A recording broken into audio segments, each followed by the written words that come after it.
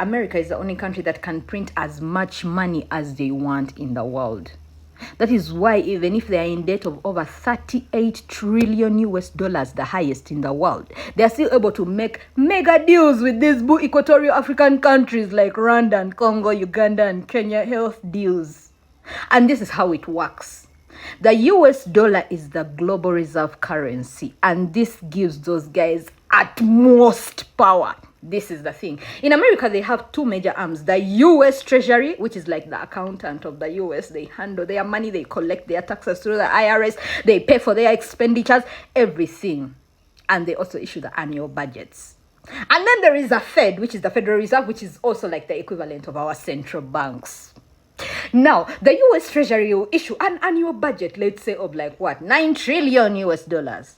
We all know those guys don't have 9 trillion cash that they are going to spend. And so what they are going to do, some of it is going to be financed by the taxes they have collected. The other, they are going to issue US Treasury bonds. I told you what the bonds mean. It's the government begging investors some money and will give you interest in return. So, you investors are going to invest in these US Treasury bonds to finance these guys' expenditure, their corruption and all that. Now, what happens when you actually, they don't get enough investors? Because I've also read that Japan, China, all these guys invest heavily in the US treasuries.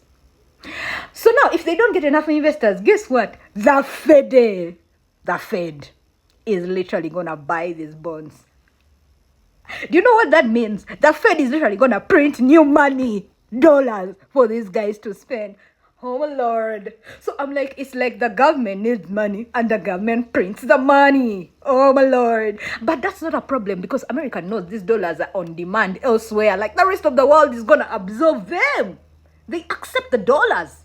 So there will not be such a thing as oversaturation. If oversaturation happens, the Fed will regulate the interest rates.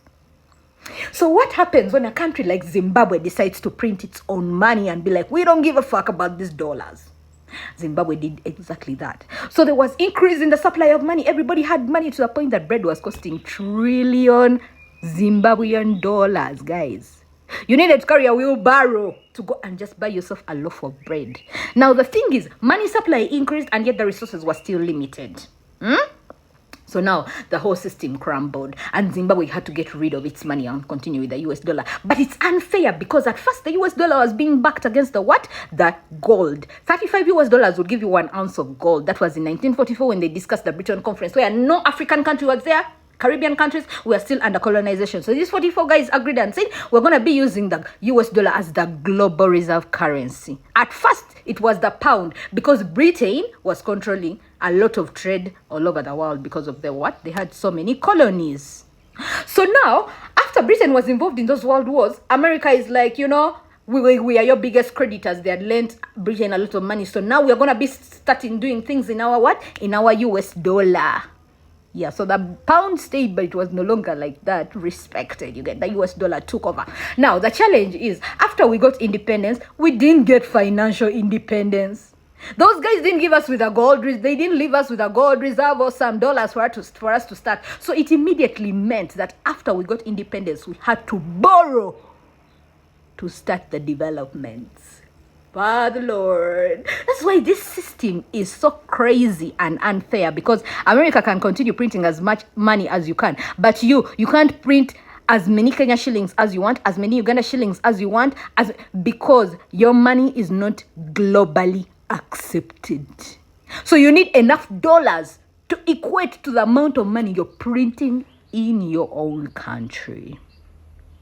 The system is crazy. But now what happens when the rest of the world says, we don't want the US dollar anymore, which is what happened in 1971 when France and all these other guys demanded America to give them the US dollars. I mean, the gold that they had for the equivalent of the US dollars they had. Then the Nixon, American president, came out and said, I speak the truth to shame the devil. We don't have the gold. And so we moved to the faint dollar. We only use the dollar because we trust it, because we believe America is going to continue being great. And so they also had the petrodollarization where they told Saudi Arabia, all the oil you produce must be priced in dollars. And that's how the dollar is going to maintain itself. Oh, my Lord. Make America great again.